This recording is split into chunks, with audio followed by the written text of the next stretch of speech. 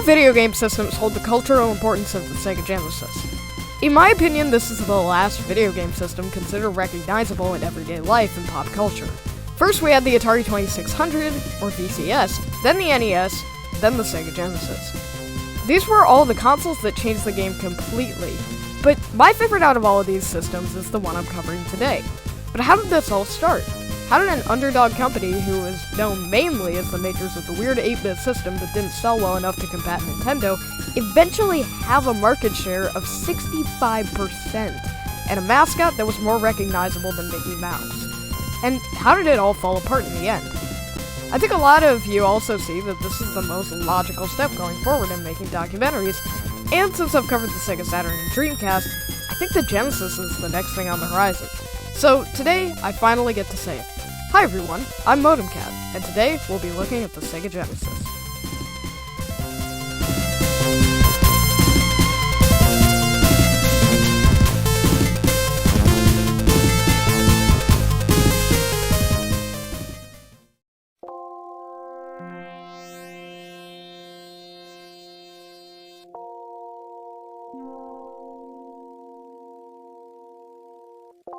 '80s Sega is an extremely different company than the 1990s radical Sega that we'll get to know later.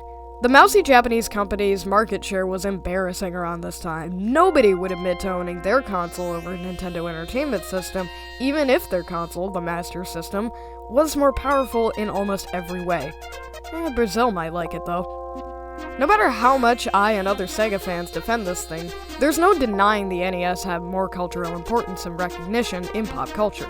Having NES merchandise is recognizable and cool to the older audiences, while owning Sega Master System merchandise is neat to a certain demographic, but not to the general public who owned an NES in the 80s, and I think that says it all about how this system sold.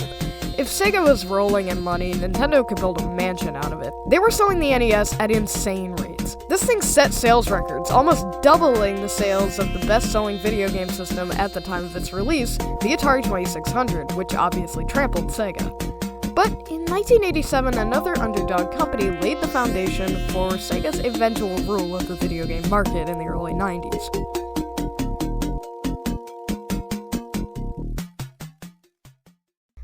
The TurboGrafx-16 was revolutionary at the time of its release, having a 16-bit graphics processor, and although the system still used an 8-bit CPU, it was still capable enough to show some good gameplay with great graphics for the time of its release. But while this was happening, Sega had something special in the works. A fully 16-bit console with a 16-bit GPU and CPU architecture called the Mark IV, following the trend of naming Sega systems Mark. This thing was going to be an incredible technical achievement whether it had good games or not, but as a gaming achievement overall, this thing needed to have some incredible titles on board to fight Nintendo's Mario, Metroid, Zelda, and Kirby. This thing had to be great. The console was renamed to the Sega Mega Drive, seeing as it had much more kick than Mark IV, and just generally took much more attention. This wasn't the Atari 2600, this wasn't the Nintendo Entertainment System, this wasn't the TurboGrafx-16, this was the Sega Mega Drive. Unfortunately, the Sega Mega Drive launched in Japan on October 29, 1988, at the absolute worst time possible, to some fanfare from fans of the Master System, but not much fanfare generally. Be prepared to see lots of stuff like this happening with Sega's Japan presence during the life of the Mega Drive. It received some coverage in Japanese electronic magazines, which sold out the console's first production run, but after that, not much happened. Mainly because the console launched 1 week later than the famous launch of Super Mario Bros. 3 in Japan. This was a grave mistake. 2 years later, the Super Famicom, which we will talk more about later, launched in Japan, and that basically killed it. The next year, the Mega Drive came over to America, slightly redesigned as the Genesis. It was released here with the same launch title that had been released with it in Japan, the arcade conversion of Altered Beast. But it didn't see much success initially. I mean, it didn't sell as bad as it did in Japan, but it just wasn't flying off shelves. The interest was still in the NES, which could be produced extremely cheaply compared to the high-tech Sega Genesis. 1990 saw the release of games like Columns, but the thing is, they just didn't really know how to sell this thing. In September 1990, the NES still held 94% of market share. But things would soon change the following year, with the release of a game that is completely responsible for the success of the Sega Genesis.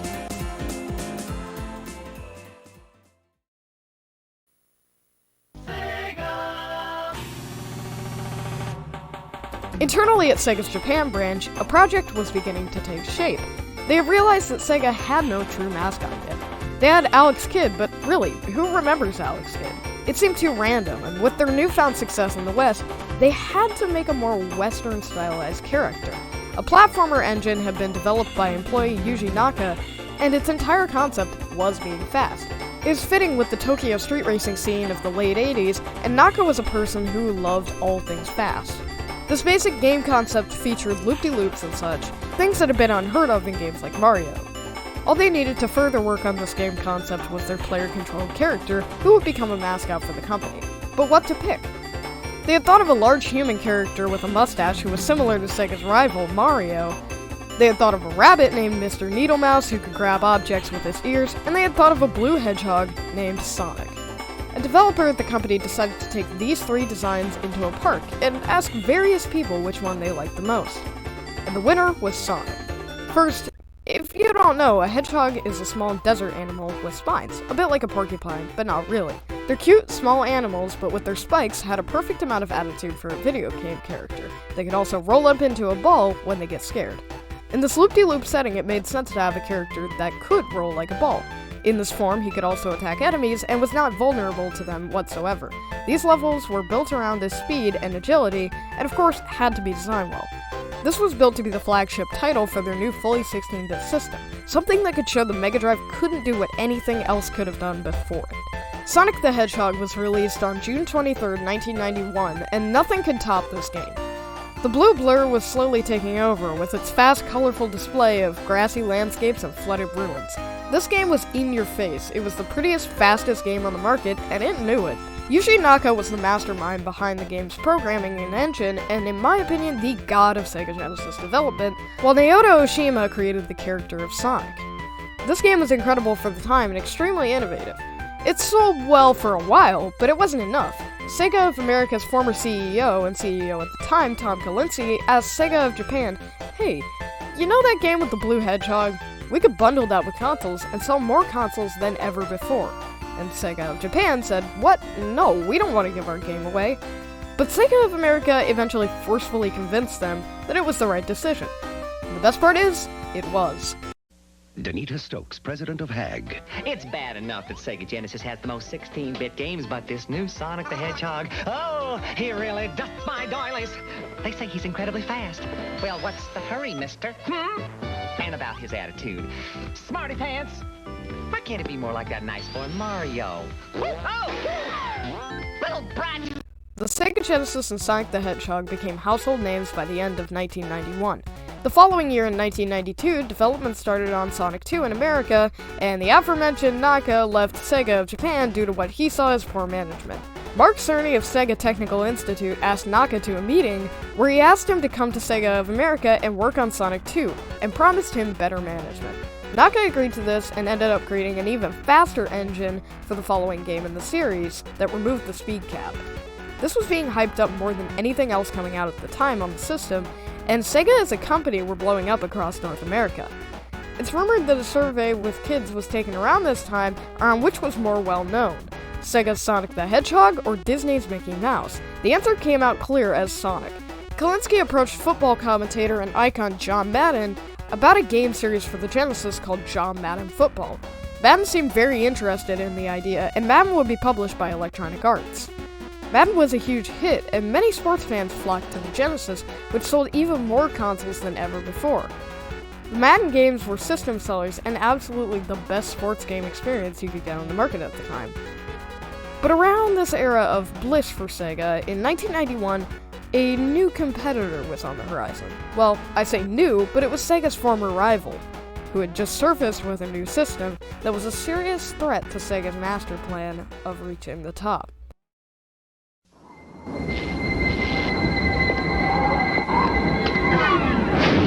When you decide to step up to this kind of power, this kind of challenge, this kind of flying, crashing feeling, when you decide to get serious, there's only one place to come: the games of Super Nintendo. No one else creates this kind of experience, because no one else creates these kinds of games. Now you're playing with power, superpower. The Super Nintendo Entertainment System, or as I'll call it for the rest of the video, the Super NES, was released September 9th, 1991. The system sold well, but was much more expensive than the Genesis. The Genesis became an economy option, as its hardware was nearly as good as the Super NES, but at a lower cost. Sega did its price cut around 1992, and Nintendo fought back with the price cut on their system, but the Genesis was still less expensive. In North American marketing, the Super NES was laughed at as a console for little kids, while the Genesis was the mature, edgy console for older audiences. This marketing is completely goofy nowadays, but it definitely worked back in the early 90s. In fact, in Europe, there was possibly even less interest in the Super NES. Many kids said that they were embarrassed to own a Super Nintendo over a Sega Genesis. The Genesis had everything it needed to take over. High-speed games, sports titles, amazing RPGs, and something else that will push the system even further, arcade conversions. It seemed like the company Arena handled most of the publishing on these, and it was absolutely a win for Sega. Most of these were objectively better on the Super NES, but Sega had the win of being cheaper than their competitor and offering the same games. The next year, it was revealed by the company that they held 65% market share over 16-bit consoles, absolutely trumping Nintendo. It was insane how well Sega's blockbuster system would perform over the course of 1992. Nobody could overthrow Sega's market dominance. But then, something began to shift later that year. Hey!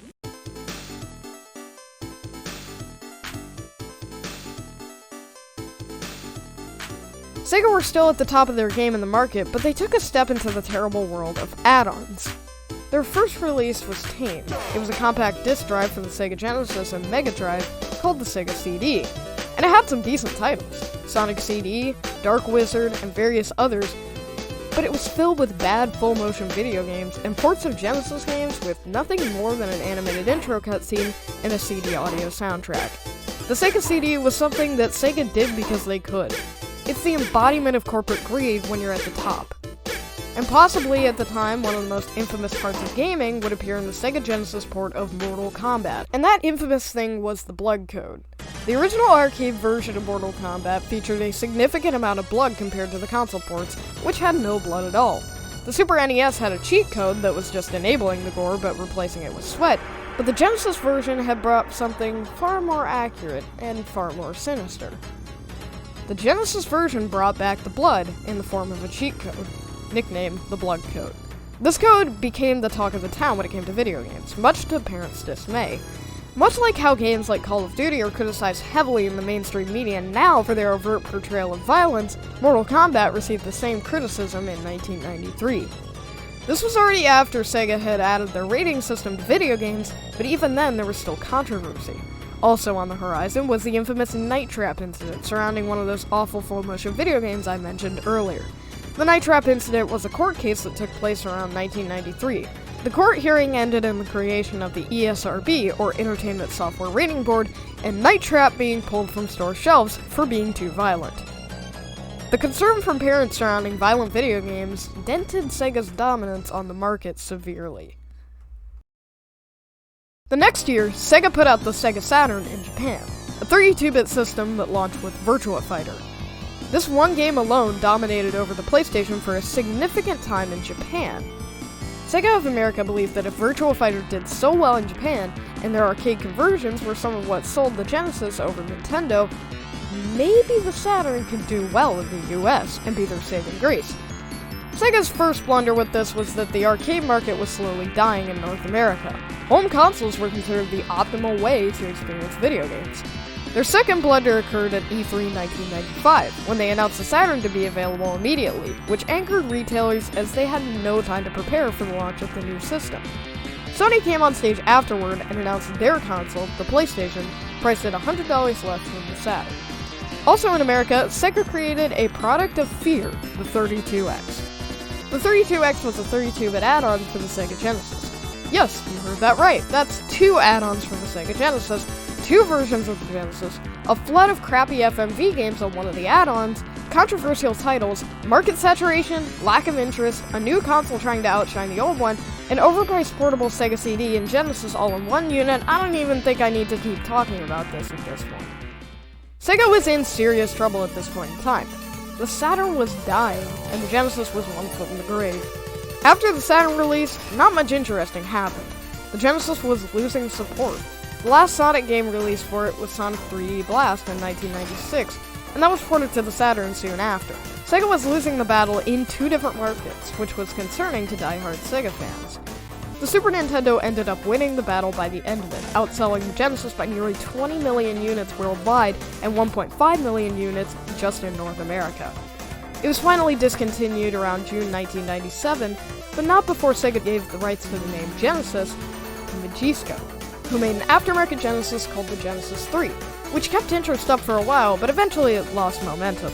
A company called AtGames, who were well known for making the Atari Flashback consoles, released a Sega Genesis clone system licensed by Sega in 2012, which was still on the market until a couple of years ago. There was the Genesis Mini, the Switch Online Genesis support, lots of different things that kept the Genesis alive to a certain degree, to make sure that we all remember what it achieves.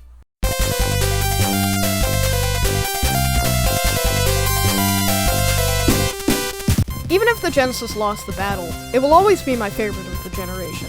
Sure, maybe it's not the best selling, maybe it didn't have the Super FX chip or more colors, and maybe it isn't as beloved as the Super NES, but it did have some incredible games for the time, and what gaming was at the time of its release was completely turned on its head by the Genesis. The Genesis will always be one of my favorite systems of all time, and it completely deserves the recognition it gets. So with that, we've reached the end of the video. I hope you enjoyed it. Thank you all so much for watching, and I will see you next time.